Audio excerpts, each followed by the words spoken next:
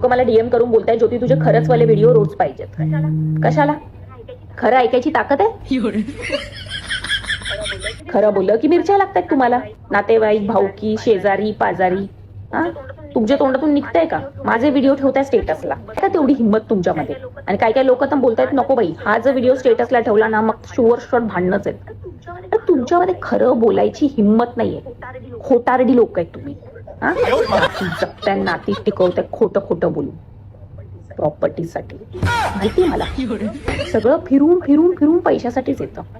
मला माहिती तुम्हाला तुमच्या घरातले नाही आवडत, तुमचे नातेवाईक नाही आवडत, तुमची भाऊकी नाही आवडत, तुमचे फ्रेंड्स नाही आवडत, तुमचे शेजारी पाजरी नाही आवडत, तरी जबरदस्तीने तुम्ही ही नाती टिकवलीत.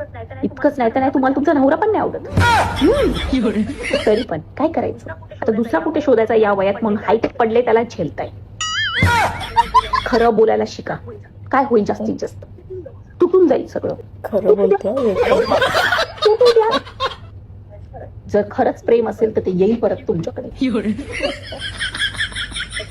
त्याच्या कानांना खरं खरं ऐकायला शिकवा. काही नाही होत खरं बोलल्याने. पुण्य मिळतं. कमवा ते पुण्य. माकड छापानो, खोटं बोलून बोलून या खोट्या दुनियेमध्ये राहताय तुम्ही. बोला खरं. कमी नातेवाईक होतील, कमी भाऊकीतले होतील, काय नाही होत यार. काय करतात ते लोक येऊन?